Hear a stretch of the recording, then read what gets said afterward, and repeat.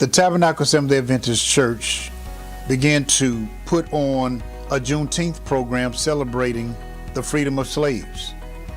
It was during that time that the church wanted to be able to allow its members to see the path of our forefathers. It celebrated the freedom of slaves 2 years after the Civil War. In 2019, they put on another production displaying Reconstruction. This year, the Juneteenth program will focus on the Jim Crow era, separate but equal.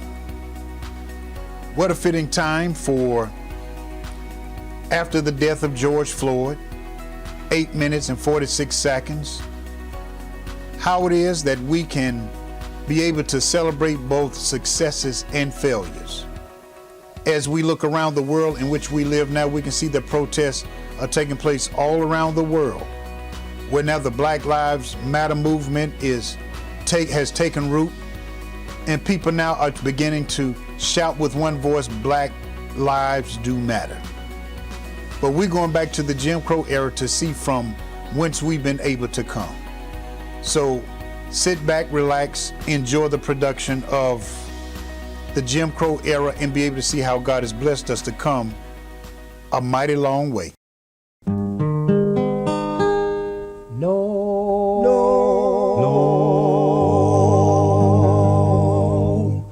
Jim Crow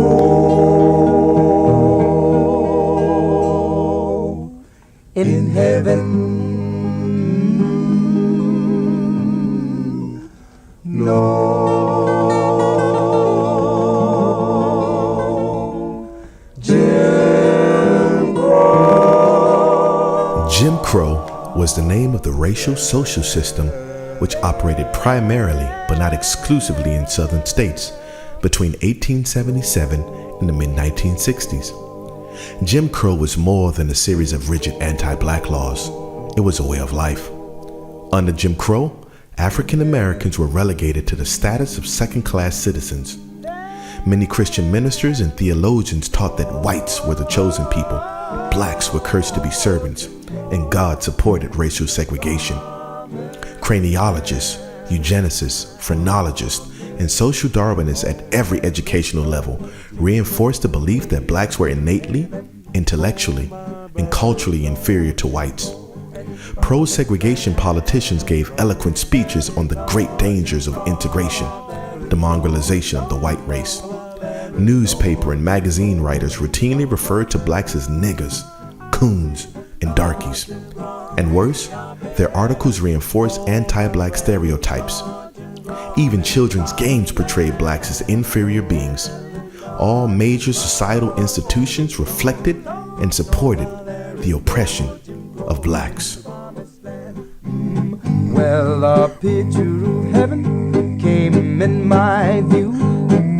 Jesus blessed colored white, me and you. Blessed each one in his precious name, because everybody in heaven is treated the same. I saw a host of angels. Morning, and thank you for joining us here at Sojourner's Truth. I'm your host, Ella Baker. Today, I would like to take a look at some key moments in the Jim Crow era. But to understand the roots of the Jim Crow era, we need to welcome our first guest. Thank you for having me.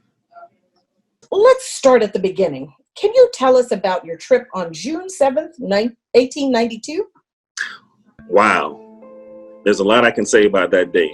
Okay, so it was a beautiful day. From what I remember, it was a beautiful day, and I decided I wanted to take a trip. So I go to the train station, it's called the Press Street Depot, to purchase my first class ticket. I get on the 4:15 train, and I took my seat on board. And out of nowhere, the train conductor, he asked me, "Sir, are you a colored man?"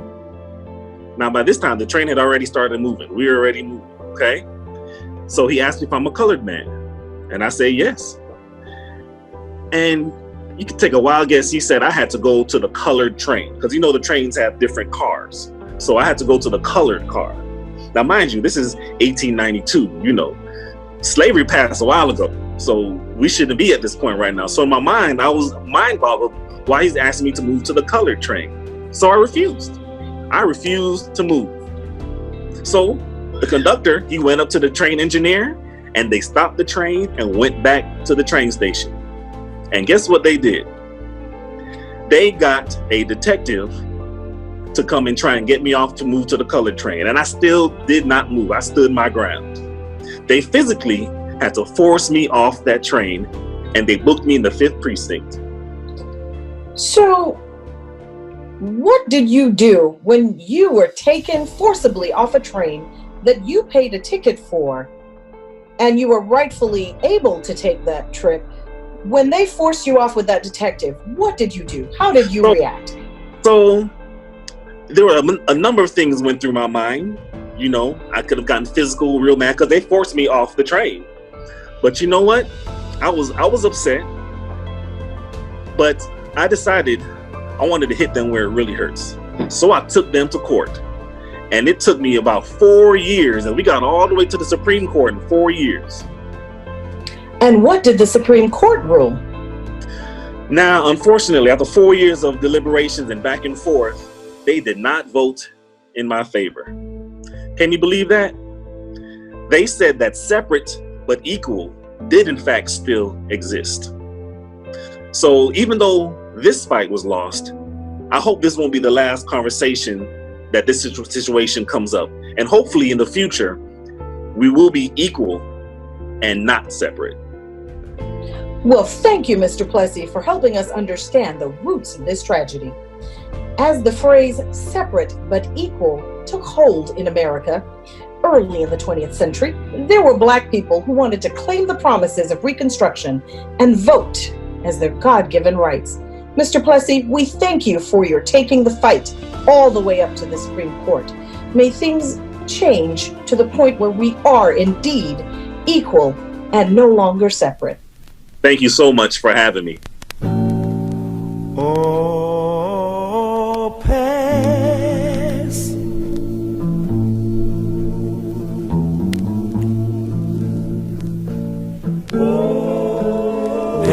me not, oh. Good morning, and thank you for joining us here at Sojourner's Truth. I'm your host, Ella Baker. In 1919, Congress in the United States passed the 19th Amendment, giving women the right to vote. However, women of color were denied their God-given and constitutional right to participate in the voting process. I'm here with 3 women who were denied this important right. So I understand that each of you tried to vote for years, but feel that you've been blocked for illegitimate reasons. Can you expound on that? Yes. Hi, Miss Baker. My name is Annabelle Monroe. Hello, Miss Annabelle. Hi.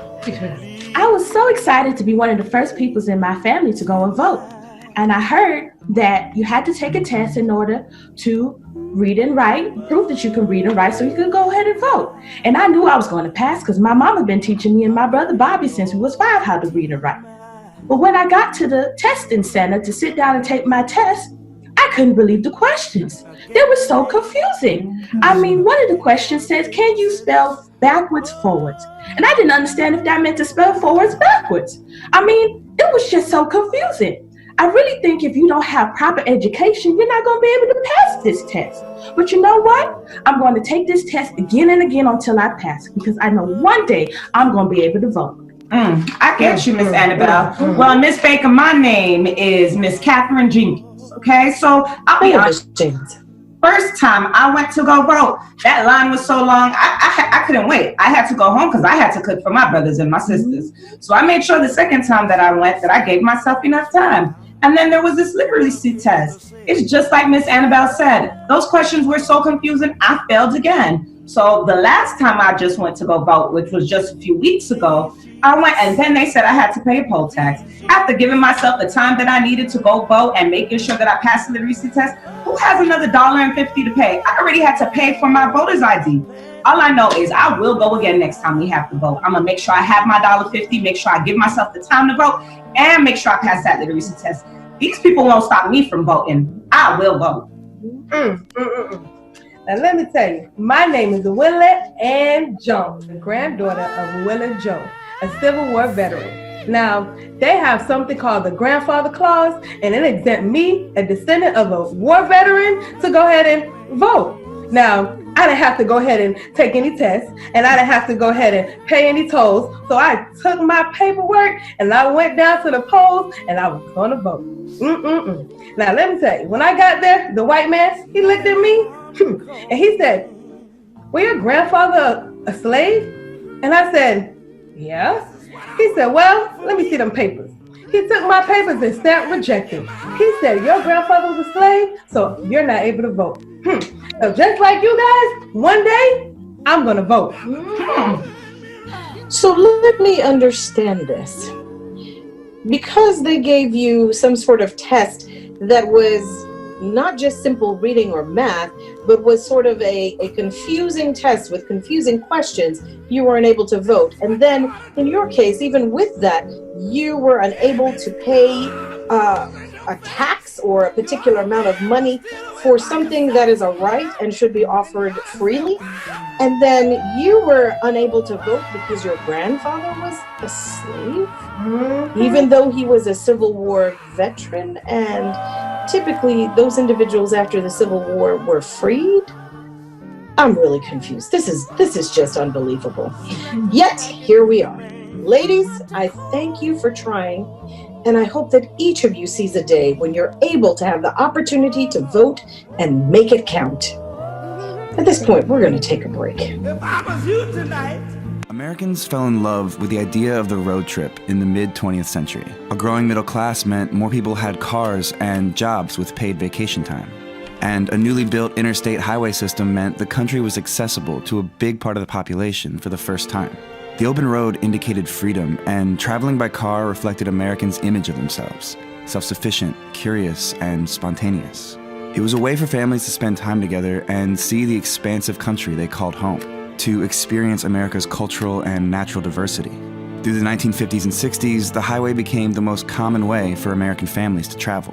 Motels and roadside attractions sprang up along the highway to accommodate travelers needing a place to sleep or eat at any point on their journey. But that freedom didn't extend to all Americans. Black motorists were turned away from the roadside hotels, gas stations, and restaurants that had taken over the American landscape. Some places were so hostile that it was unsafe to even get out of the car. Sundown towns forcibly expelled African Americans at night, sometimes violently. Black families had to take prepared food in case they wouldn't find a restaurant that would serve them, extra gallons of gasoline in case filling stations wouldn't sell to them, and even empty coffee tins in case they couldn't access a bathroom. They carried blankets and pillows, knowing that finding a safe place to sleep could mean camping by the roadside or driving long hours into the night, even though they had money to pay for a hotel. Sometimes that distance was fatal. It was the exact opposite of the spontaneous American road trip. But thanks to a Harlem postal worker turned travel agent, knowing where to go wasn't a total shot in the dark. In 1936, Victor Hugo Green collected information on hotels, restaurants, beauty salons, and mechanic shops that would reliably serve African Americans in New York City. He called his travel guide the Negro Motorist Green Book and began publishing an updated version each year. Using his network at the United States Postal Service, which was one of the largest single employers of African Americans at the time, Green put together detailed information on businesses and private homes that would welcome black travelers. The Green Book eventually grew to cover locations in all 50 states and sold ad space to businesses all over the country. With the help of Esso, now ExxonMobil, as a progressive corporate partner and distributor of the guides, around 15,000 copies of the Green Book started selling each year. Victor Green's once 16-page booklet ballooned to over 100 pages and became a staple item for black families who wanted to participate in the joy of cross-country travel.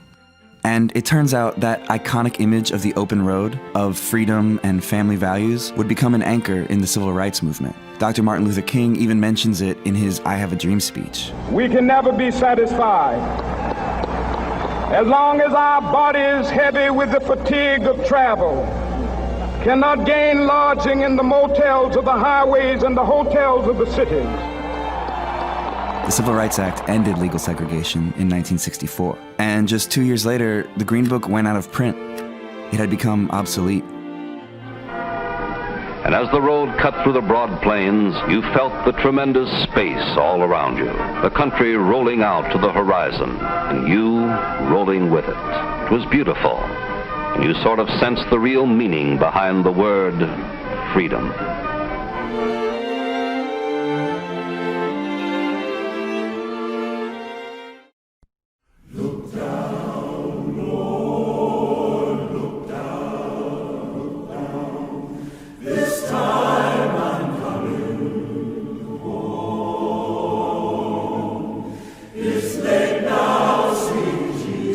Again, this documentary is called Sojourner's Truth, and I'm your host, Ella Baker.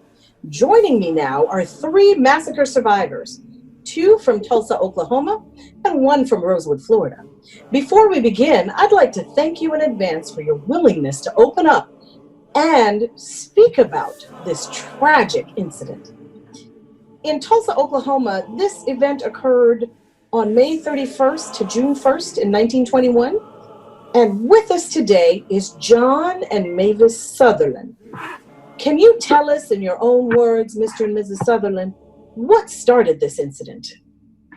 Well, it was that boy Dickie. You remember him? Yeah, old Dickie, yeah, young boy. Leonard's boy, yeah. You know, Dickie, he just happened to have to use the bathroom one day. And he tried to get into the elevator at that old Drexel building. You remember, honey? Yeah, I mean, it was a shame because, in those days we didn't have the bathrooms for the colors on the first floor, so he had to go all the way to the top floor on that Drexel building. And it's unfortunate because we know he didn't want to do anything to that girl, but at the same time, we had just experienced a lynching a week ago from a white man, and we know that it was impossible that this was going to happen and not let a black man get lynched. Well, young Dickie, he tried to get to the bathroom, but it seemed like the elevator, it just shifted and it caused him to stumble onto the white girl, and then she screamed. And he gunned out of there real quick, And so another store clerk down the street, she saw a black man running away and a white girl had just screamed. Well, boy, the whole city was up in arms. Now, let me tell you something. In those days, word travels very fast. You hear a black man running down the street after a white girl screamed.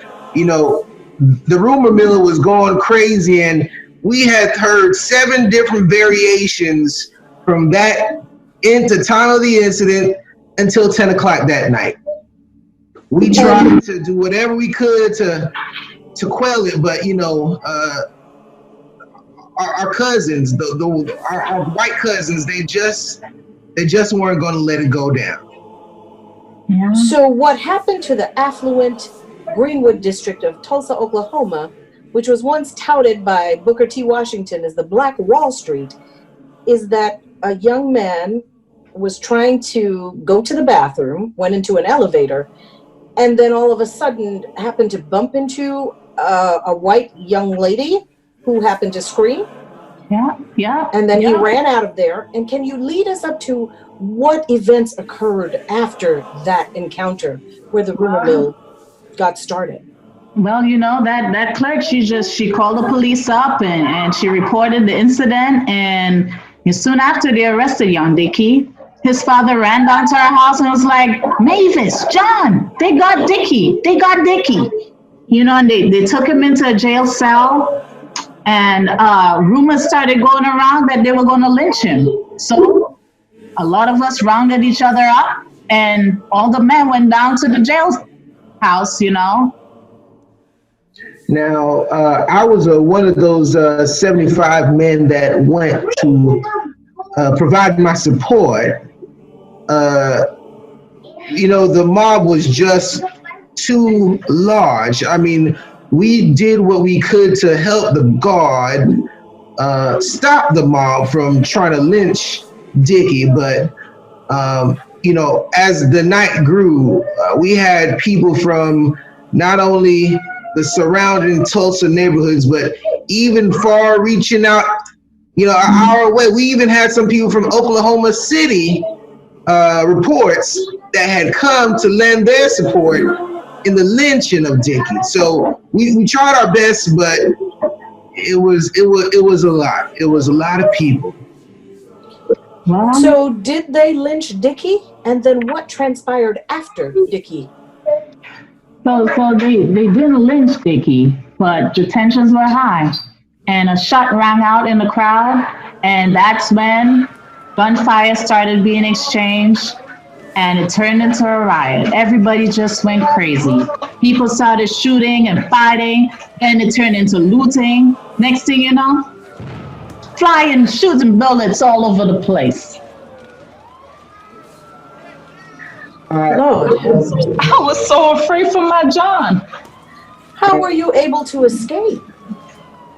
That's a good question. All we knew, we didn't have enough time to grab our belongings, and we just headed north. We headed north for the farms.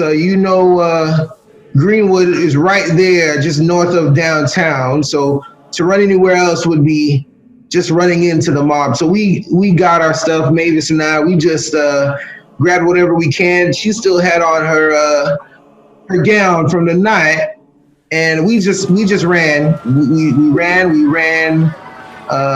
Fortunately, we did meet a farmer about 20 miles north of the city, and he was a white farmer, and he was kind enough and gracious to allow us to stay at his farm along with others until we could get on our feet. Yeah, he was nice. What was his name again, honey? I don't remember, but he was a good man. Yeah. This incident was one of the most violent, racially motivated incidents in the United States of America. And it seemed that it was a bloodbath that ensued. How are you all coping with having to move on after this? Well, for years, we never talked about it. If we did talk about it, it was in the confines of our own home. We didn't talk too much about it because we feared what could happen should this be discussed again. We actually decided that we would just rebuild and move on. I mean, think about it. We had multiple business establishments burned down. We had homes destroyed. We had valuable items from homes just taken, and who knows where those reside today. Now, the good book says, "Thou shalt not bear false witness." But in the case of the Rosewood Massacre, Miss Roby Morton can tell you that a lie can lead to the destruction of an entire town. Miss Morton, can you tell us how this happened? It's really hard to say how it happened. I was young then, and we was just living our lives. Nice little town, Rosewood, a few hundred black folks. We was just successful businesses. We had a shoemaker, a doctor, a lawyer, just a regular little town, just living our lives. And there was a white town next door, Sumner. We lived just fine together, no problems. But something happened. It was New Year's Day, and this woman, she said that a black man beat her up in her home. And of course, what they gonna do? They gonna try and find out which black man this is that beat this white woman up in her home. So it was New Year's Day, and the day before, they had just had a KKK rally on New Year's Eve. So they gonna come. They gonna try and find who this is that did this to this woman. And our town just got decimated just for them trying to figure out who it was that beat this white woman up and just ruined the town. So, this was another affluent town that just got totally wiped out by a lie? I tell you, it was a lie. It was a lie. I think this woman didn't want to say what was really happening. She didn't want to say what was really happening. This woman was married. She had 2 kids, but it is said that she actually was having an affair with another white man. And I think they got into a fight. And that man beat her up. Oh my. But how's she gonna say? What's she gonna say? How's she gonna explain to her husband when he come home what happened to her? She not gonna say that it was her man that beat her up. No, sir. So she came up with a lie and said that a black man, and she named the name, Jesse Hunter, that he beat her up. She didn't say the name at first, but they went through and they just ruined the town, went ahead and started burning the church, the homes, the school, the things that we built with all. And what happened to the people of the town? We ran. We did the best that we could. A lot of us ran. They ran to other homes, but they trying to hide. A lot of them just left the state of Florida. They went to Georgia. They went other places. They hid. I know me and my cousin. We hid for days. We didn't know when we was going to be safe to come out. That town that we had, them people, they didn't want for us to have what they had. They couldn't stand that the niggas was living next to them that was living just as good, sometimes even better than they did. So they wanted to ruin our town. So we had to leave. And our town, it was never the same. It is told that there were tons of lynchings and there were tons of deaths and killings. How are you dealing with the loss of your loved ones and your family members? You know, my uncle Sam Carter, he found out who the man was that she was with. And he went and he confronted him. And he ended up beating that man up for what he caused to happen in our town. But when they realized that he was beat up by a black man, they came for him. They came for him. They beat him. And they lynched him. I'm so sorry. I'm so sorry for your loss, Miss Roby Morton. I pray that God give you comfort. I pray that He allows you to gain some peace in the midst of this storm. As although the tragedy is ended, the repercussions of this continue.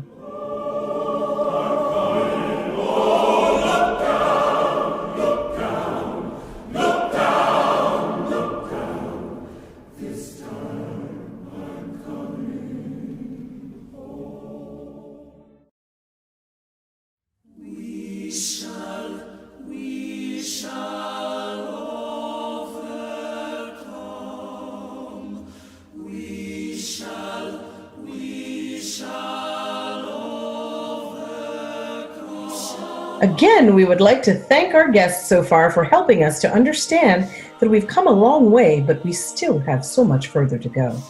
At this point, I think we deserve a little good news, don't you? Our next guest was someone who was blessed enough to thrive during the Jim Crow era and even helped one of our HBCUs get off the ground. Her name is Dr. Eva B. Dykes, the first Black woman to fulfill the requirements for a doctorate in the United States and the third to receive her PhD. Welcome, Dr. Dykes. I hear you were instrumental in development of Oakwood College. Can you tell us a little bit more about how you helped to found and establish Oakwood College and your role in its growth? Well, thank you. It's my privilege to be on with you. I guess I'll just talk a little bit about Oakwood College, just to give a synopsis of, how it was started. Well, Oakwood College, a lot of people might not know that it was started by the Seventh-day Adventist Church. in 1896. And the main reason for the college, it was to educate their recently freed African Americans in the South. And originally the school was called Oakwood Industrial School, and opened its doors in November 16 of that same year, and only with 16 students. So when we look back, we see how much Oakwood College has grown. Now, when I got that call from Oakwood in 1944, it was a great opportunity for me. Now I can really help others with color to grow and to be established in that sense, so to speak. So I left and I went to Oakwood College at that time, and I also was an English professor, which I enjoyed a lot because there was so much for me to show, give, teach, but also to experience for myself and to grow as a Black doctor. So, Dr. Dykes, it is so wonderful that a school in the South could grow and thrive in that way. Did you have other interests besides English? Oh, sure. I was an avid reader. I did a lot of English literature, and you have to read when you're going to teach English and the grammar and all that. So I had a legacy for myself just reading so much, and it was just a wonderful honor to be acknowledged by Oakwood. So, Dr. Dykes, can you tell me a little bit about the accreditation process? Because as I understand it, you were the only professor with a doctoral degree at Oakwood College at the time. Yes, that's true. And what happened was I was asked to sit on the committee of accreditation, a national accreditation, which was a privilege because that was the driving force, being the only staff member with the doctoral profession or qualifications. So it helped me to be instrumental in allowing and helping Oakwood to attain that accreditation, which we all together were very instrumental in achieving. Wonderful. And Dr. Dykes, did you also have other interests outside of academia? Yes, most people don't know, but I love playing the piano, and actually from the age 2, I was playing the piano to age 5, and at age 8, I started playing at different churches, many different churches, different functions, and the piano, and I enjoyed that. So I thought it was a good part of my life to bring to Oakwood, whereas starting the Aeolians became a legacy for Oakwood, so to speak. And it was just a wonderful privilege starting the Aeolians, and they were started in 1946. So you were a scholar, you were an artiste, you elevated that institution from an institution that simply tried to better the lives of descendants of former slaves, and you brought it to a level that was respectable in the community and in the United States. That is a beautiful legacy. And we thank you so much, Dr. Dykes, for sharing with us that legacy of Oakwood College.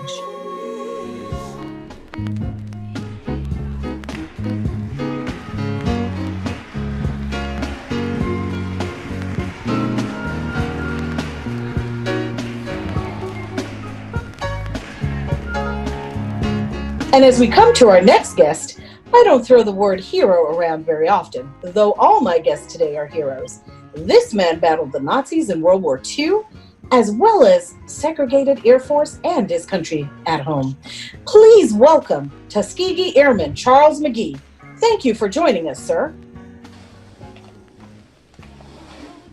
Well, thank you for having me, Ms. Baker, and thank you for giving me this opportunity to share my story.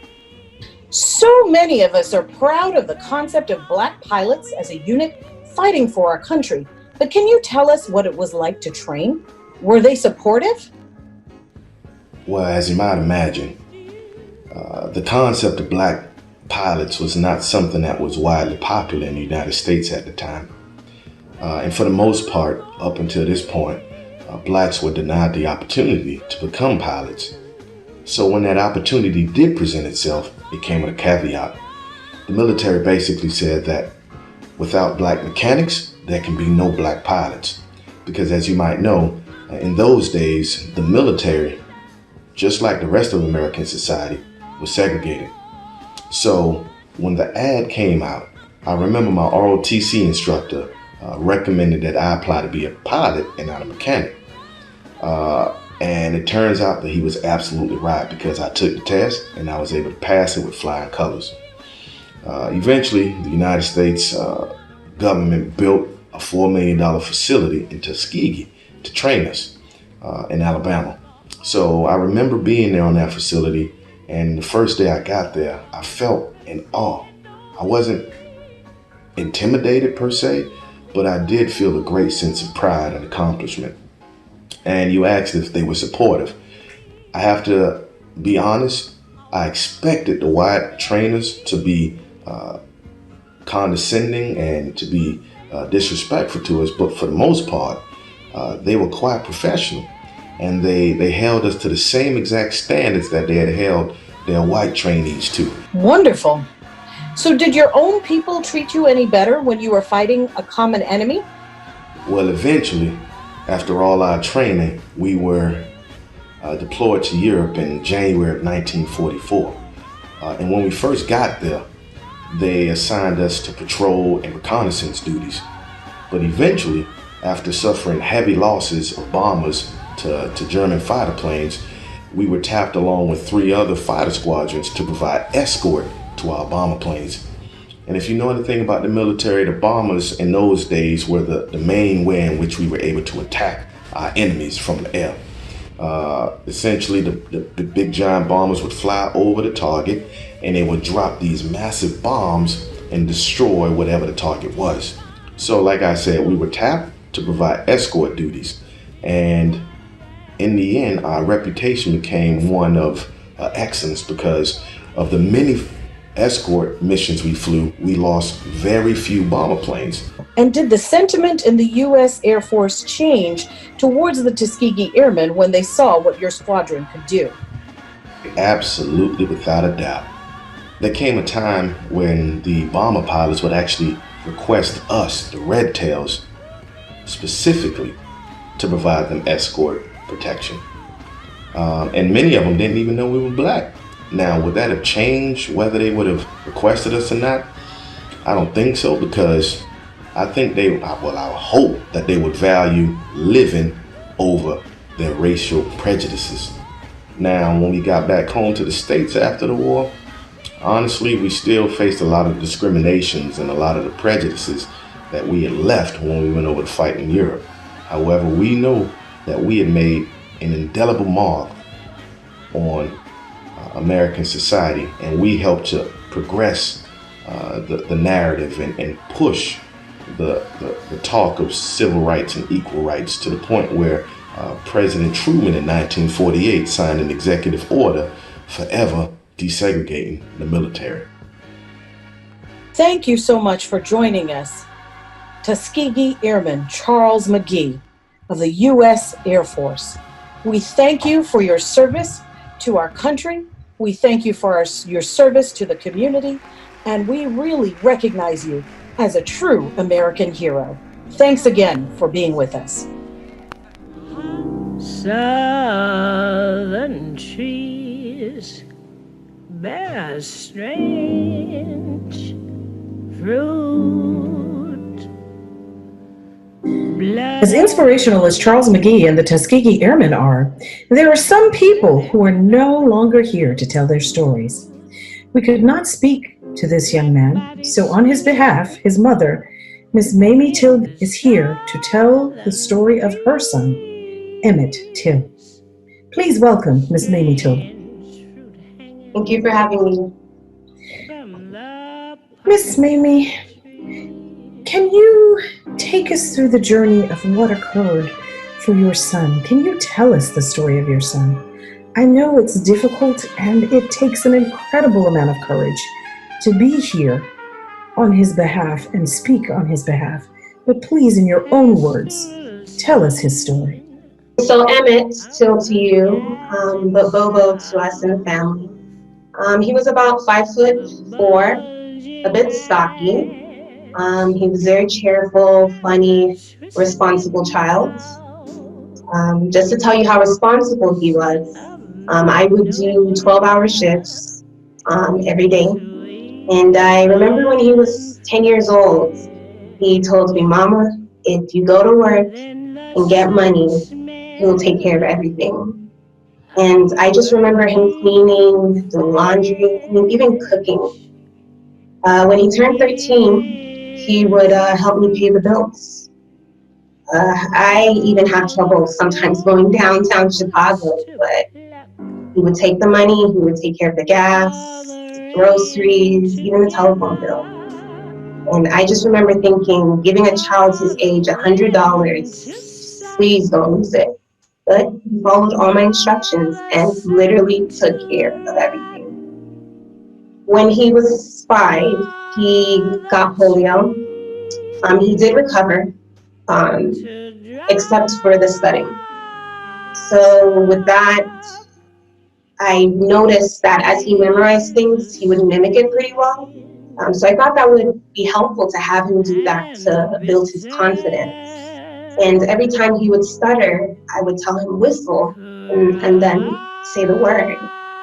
And interestingly enough, one of his speech pathologists told me that was such a good idea when she explained the science behind it. So it was 1955 when our whole life changed. This was late August, early September, and he was visiting my uncle and his folks in Mississippi for 2 weeks. And I still remember that day he was getting on the train, completely rushing, that he almost forgot to kiss me. So once I got his attention, he ran back and kind of scolded me a little bit. And I literally told him, "How do you know if you'll ever see me again?" And I remember he had on his finger his dad's ring. And I heard him say, "Oh, you gotta show the boys, his cousins." So when he was there in Mississippi, he probably wrote me a letter almost every day, explaining all the activities that they were doing. And if I noticed any type of difficulty, prejudice, I mean, honestly, I would have brought him home immediately. Your son just came back down to his family in Mississippi for a brief end of summer vacation and took your deceased husband's ring with him. Yes, he did have the ring on him. And like I said, he was visiting my uncle and his folks because he loves meeting up with his cousins. So when Emmett's cousin confirmed that they went into the Bryant store asking for gum, nothing inappropriate happened. So to hear that this white attendant woman would say that my son whistled at her, I was shocked. And then to hear my uncle say that he was kidnapped by her families with a pistol and flashlights. And once I heard he was found dead in the river, that changed everything. I mean, I know my son, and I've trained him to be very respectful to every human being. And I know there's no way he would have whistled at this lady disrespectfully. If anything, he probably had one of his stuttering episodes. I would always teach him, yes, sir, no, sir, yes, ma'am, no, ma'am. So this claim that Miss Bryant has made has literally destroyed our lives. And I know it's not true. And not only was he found dead in the river, but his body was pretty mangled and his face disfigured. And also, this female attendant stated that he made lewd conversation with her, and he made advances towards her, even grabbing her by the waist. Is this the character of your son? Do you know? Definitely not. I did not train him that way. It has been nothing but respect. Like I said, for everyone, no matter what race. Yes, ma'am. No, ma'am. Yes, sir. No, sir. So I know she has been lying, because that is absolutely not the truth. And tell me this, Miss Till Bradley, you made a difficult decision, one that would be gut-wrenching for any mother. You decided to have an open casket funeral. What drove you to decide that this was the best course of action when he had been so maimed and mangled? When I saw my 14-year-old's body in that funeral home in Chicago, I was completely in shock. Because one, this is the realization that he's actually gone. And two, the injuries and wounds were so gruesome and brutal. But strangely, the strength that I built, like steel, I know it's probably partly because of anger of what they did, but it was also because I knew I couldn't break his teeth. He had such a beautiful smile, and there was only two left. His nose, it looked like someone literally chopped it. His face was split from the back of his head. And to see the hole near his temple, all I was thinking, if this is a bullet hole, did they really have to shoot my son? The pain of losing your only son, I don't wish this on any mother, not even my enemy. But strangely, the strength that I built, like steel, I know it's probably partly because of anger of what they did, but it was also because I knew I couldn't break or allow them to allow this to break me. So really the reason why I did this is so that America's eyes will open, that they would see the inequality and injustice we as Black folks have experienced and are still experiencing now. That they will see that the pure prejudice of evil and discrimination and hate, that they will see what having no rights and unequal rights. To hear the verdict, not guilty, with all the evidence that was in this courtroom is unacceptable. So the people saw what happened to my son. People who never stood up before are standing up now. People have never been vocal are vocal now. And the protests and rallies for our civil rights as Black Americans, I'm glad they're happening, and thousands are being inspired. So what I want people to think and remember is not a heartbroken mother crying for her brutally murdered son because he was born Black. I want America to realize that not only my son's life, but every Black person before him, today, and in the future, that we all matter. I want them to realize that we as Black folks were created just the way God wanted us to be, and that's to be His children. And I think part of what the issue is right now is we're not realizing that. So when God reminded me that He is the ruler of heaven and earth, and that He sees all things, He is the judge. And right is right, and vengeance will be His. Because what the devil meant for evil, I know God is going to use it for good. So if my pain unites this nation, then I know my son's death isn't in vain. I thank you so much, Miss Mamie Till, for being here, for sharing your son's story, and for your strength, courage, and tenacity. And not only is America watching, I believe the world is watching. And perhaps out of this tragedy, some positive change will occur. Thank you so much for sharing. Thank you for being here.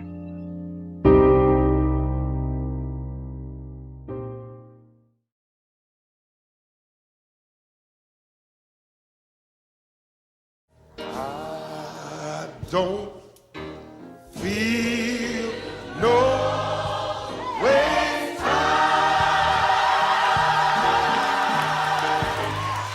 I've come too far. And now we come to our final guest of the show. You've seen her in the news a lot for her refusal to sit on the back of a bus. It sparked the Montgomery bus boycott in Montgomery, Alabama, and it may bring some needed change in this country. Please welcome my guest, Miss Rosa Parks. People always talk about a decision to stand for what they believe in, but you started a revolution by sitting. Miss Parks, can you tell me what made you sit on that day? Well, that day I worked all day and I was tired too, just like all the other days. And I just decided I wasn't going to get up. I wasn't moving. In spite of going to jail, I thought about all that, but I wasn't going to move. And can you tell us, Miss Parks, what was the condition of the buses in Montgomery at that time? Well, just like everything else, you could go through the front door, pay our fare, and sit in the back. But if all the seats in the front was taken up by the white folks, they would come in the back and make the blacks get up and let them sit down. Do you feel it was worth getting arrested for? Yes, it was worth it. It was worth it. If I had to do it all over again, I will do it. Thank you, Sister Parks. Right on. And before our closing thought, I think it's appropriate to have our choir sing. Oh, freedom. Oh, freedom. Oh, freedom over me. And before I be a slave, I'll be buried in my grave and go home to my Lord and be free. No more weeping, no more weeping, no more weeping over me. And before I be a slave, I'll be buried in my grave and go home to my Lord and be free. Oh, freedom. Oh, freedom. Oh, freedom over me. And before I be a slave, I'll be buried in my grave and go home to my Lord and be free. And before I be a slave, I'll be buried in my grave and go home to my Lord and be free.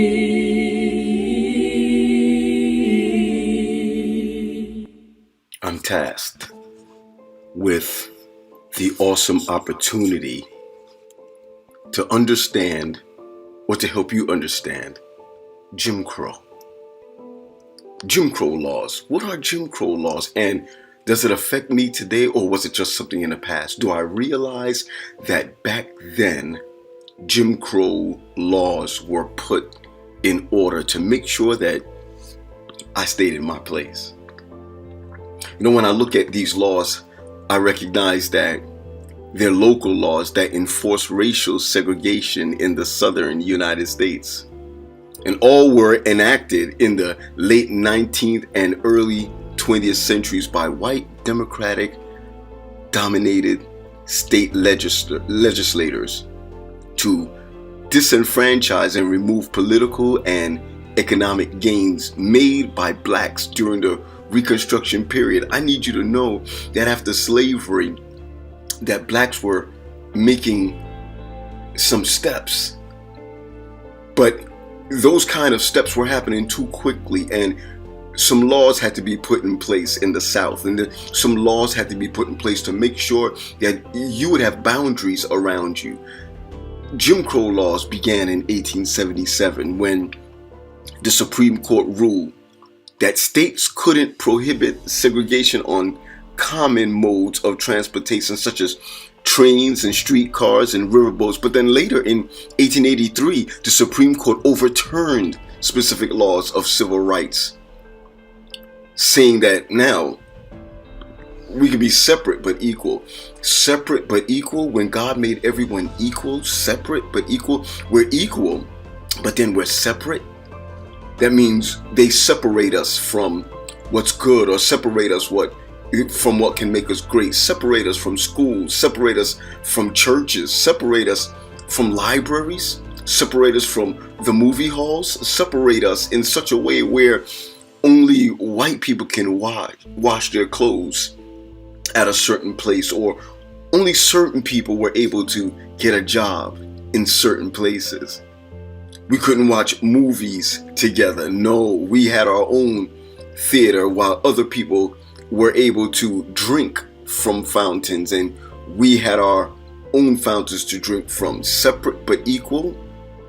Oh, I want you to understand that by the 1890s, the expression Jim Crow was being used to describe laws and customs aimed at segregating African Americans and others. These laws were intended to restrict social contact between whites and other groups, and to limit the freedom and opportunity of people of color. You see, limiting, those words like restricting, those words like boundaries were set up so that you couldn't have economic power, so that you could not have equal rights, so that you could not vote, or so that you could not be in a place where you can take off and be where God wants you to be. Oh, I'm declaring to you right now that too often, even today, we're shouting Black Lives Matter, because before we didn't matter. We didn't matter, so there were laws put in place so that you would not matter. But you didn't matter to them, but you mattered to God. Can you imagine? We can't swim where others swim. We can't drink where others drink. We couldn't do all of these things simply because we were put in a place, because we needed to be put in our place. Without Jim Crow laws, then black people and people of color or brown people would be able to set up banks and set up school systems, set up homes and set up communities. Without Jim Crow, then it wouldn't be the colored waiting room, that maybe it would be a united waiting room. And maybe we have reached where we ought to reach as it relates to laws. But are we still free yet? Are we still shouting Black Lives Matter? Do we still have equal rights? Is there still boundary lines? Are people still redlining even though laws are passed? The mindset of the Jim Crow era still hits us today. The mindset of it still hits us today. And maybe, just maybe, these Jim Crow laws did its best, not only back then, but still on us today. Today, we have a different kind of lynching. Today, we have a different kind of redlining. Today, we have a different kind of boundary system. Maybe not called Jim Crow, but maybe called something else. Maybe it's injustice. Maybe it's to make sure that rights are only for certain people and not for others. But people are still being lynched. People are still being held down. People are still being arrested. People are still being stopped. And the song that was so eloquently written by Abel Meeropol, and the song that was eloquently sung by Billie Holiday, still has an effect on us today. The song talks about during the Jim Crow era and even before, that our men, our boys, our people looked like strange fruit hanging from trees. Yet we ask the same question, do we still have equal rights? Yes, the Jim Crow laws are done away with, but is the Jim Crow mentality done away with? And so we may drink from the same fountains and we may work in the same place, but are we still having the same opportunities? And so we're still like strange fruit. Southern trees bear strange fruit. Blood on the leaves and blood at the root. Black bodies swinging in the southern breeze. Strange fruit hanging from the poplar trees. Pastoral scene of the gallant South, the bulging eyes and the twisted mouth. Scent of magnolias sweet and fresh, then the sudden smell of burning flesh. Here is the fruit for the crows to pluck, for the rain to gather, for the wind to suck, for the sun to rot, for the trees to drop. Here is a strange and bitter crop.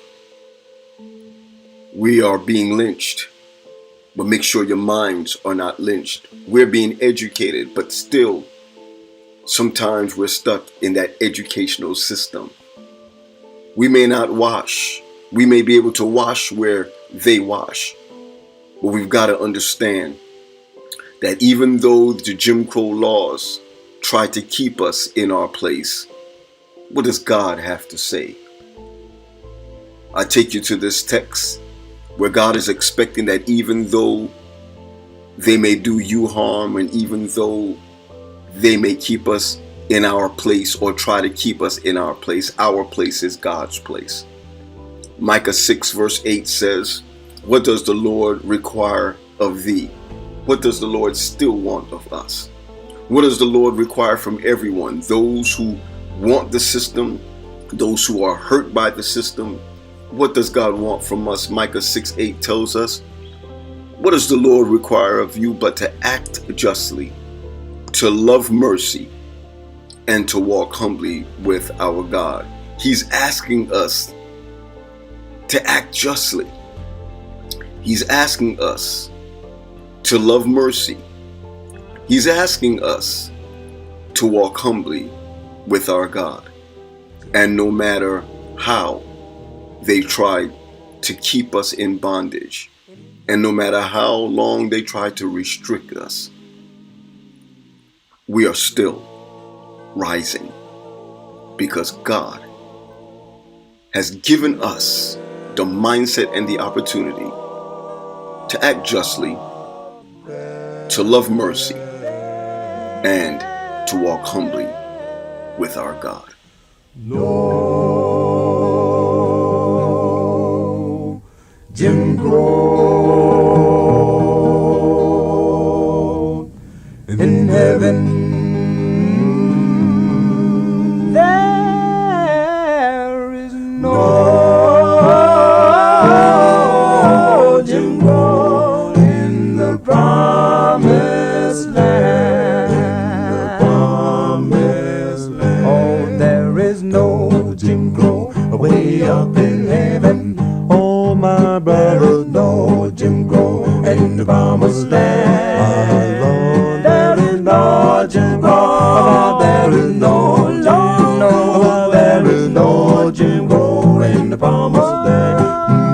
I say the Lord Jim Crow way up in heaven.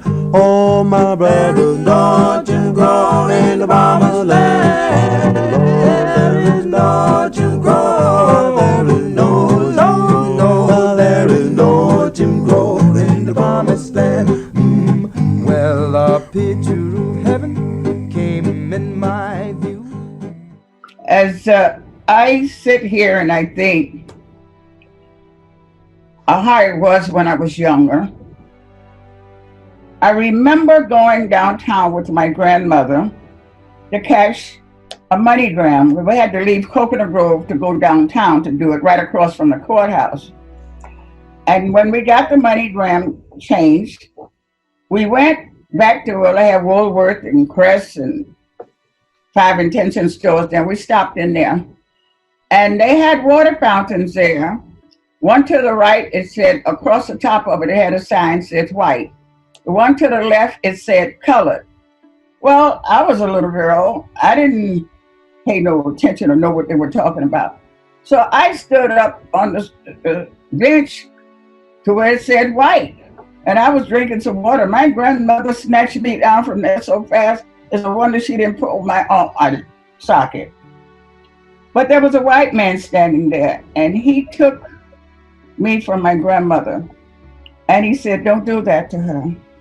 He lifted me up, and he turned on the water. He said, drink as much as you want, because the water here, which says white, tastes just like the water that says color.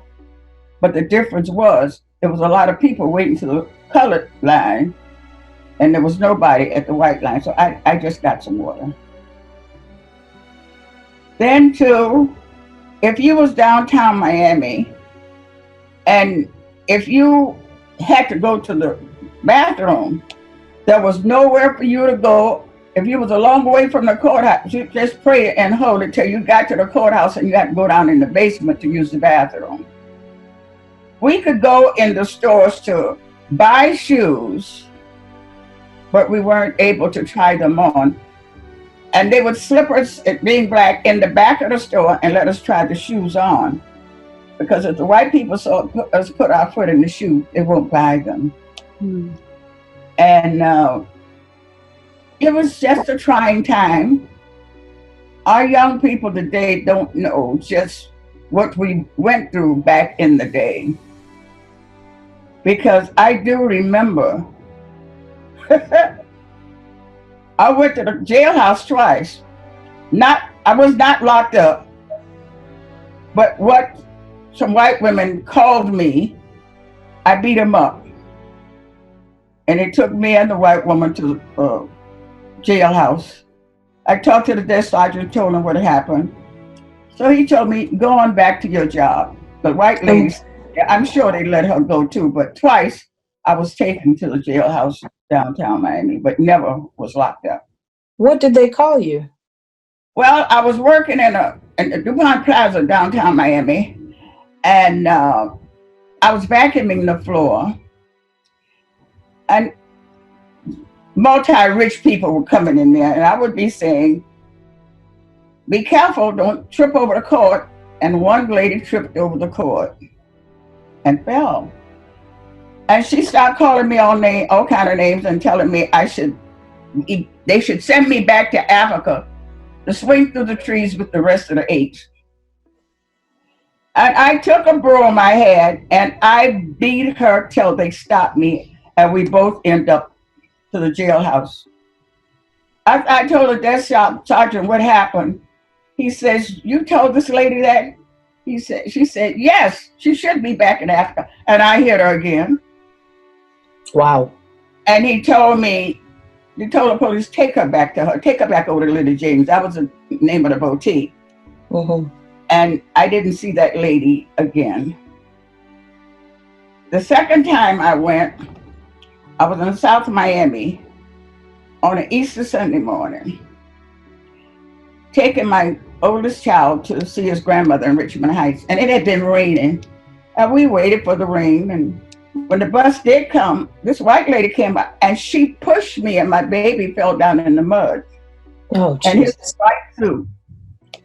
And I said, if you wanted to get on the bus that mad, I would have gotten out the way. She said, "Oh, shut up. You can't hurt a nigger no way." She never should have said it, because I ended in the jailhouse again. And I told him what happened, and the sergeant said, "Well, where's the baby?" I was fighting, so I forgot my baby was on the curb. He sent the policeman back over to bring my baby. And he told me, he says, "Go back and get this baby out of the wet clothes, and we'll take care of that." That was the 2 incidents I've had with them. It was more, but it's too much to talk about. But I will tell you one more. I was working with a lady one time, ironing her clothes in her garage. And she called me, she said, she had gone away, and I got thirsty, so I went in the kitchen to get a glass. So I saw a can of Alpo dog food on the shelf, one can. And I searched until I found a glass, and I got some water, and I drank the water and went back to ironing. And later she came up, so she said, "Francine, your lunch is ready." I went in there, that lady had opened that can of Alpo dog food, made me a sandwich with lettuce and tomatoes, a boiled egg, and a Coke. I looked in the garbage can, the empty can was there. She had no dogs now. I looked in a refrigerator, the rest of the dog food was in a container. Balance of it was in the sandwich. I ate the boiled egg and drank the Coke. So later on, she came out there. She says, "Oh, Francine, I fixed this delicious sandwich for you, and you did not eat it." I says, "No, I'm black and poor, but I've never had to eat dog food." She says, "But that's not dog food. I would not have done that to you." I said, "You just did it. The empty can is in there. I saw it up on your shelf. The remainder is in your refrigerator in a container. So the rest of it's in the sandwich. So if it's so delicious, you eat it." So the next day was payday. And when I went to work, I had made a nice salad garnished with shrimp and whatnot, very pretty. And I asked her, could I put it in her refrigerator? And she told me yes. But I had wrapped it over good with saran wrap. If she had taken it off, I would have known it was disturbed. So I heard her hollering again, "Oh, Francine, what a beautiful salad, what a beautiful salad." I said, "Thanks." I went on doing what I was doing. So when I went in to eat, she came in, she said, "Francine, it's so beautiful. Please just let me taste it." I gave her part of it. I do believe the lady wanted to ask me how could I afford to eat shrimp, and she didn't have any in her refrigerator. Well, at the end of the day, she paid me, and I told her about the electrician that had come there to work, and he was trying to get me to go to bed with him, and what I told him. She told her husband, but then she told me, "Well, at least, Francina, somebody watered you." I said, "What?" And she repeated it. I said, "I wasn't going to say anything to you, but you remember Thursday when you left early and your husband was here by himself with me?" I said, "He asked me to go to bed with him too, but I wasn't going to say anything to you." I said, "But he was the first one to ask me that." Her mouth fell open. I snatched my money out of her hand, ran out of the house. I lied on the man because the man never said a word to me. But I had to say something back to her, and that's what came to my mind. I left there, and I decided it's time for me to go back to school, because I'm going to go to jail, and I'm going to spend some time in jail with these white folks. I went back to school. I got a job at Jackson Memorial Hospital, and I worked there until my last 2 children, they were charging me so much money for taking care of them. And I went looking for something that I would have holidays and weekends off. And I just heard something speak to me, say, "Try Dade County School," and I did. I went there to be a teacher's aide, but then they had an opening for a female custodian, which paid more money, bought uniforms twice a year. So I took it. And the 7 years I had with Jackson Memorial Hospital, I took with me because their county school board it's county. You can't do that now, but at that time. And I stayed there until I retired. Some 30 years, altogether. And I retired from Dade County School. But the white folks made me go back to school. And I'm glad I went. No, your determination and your strength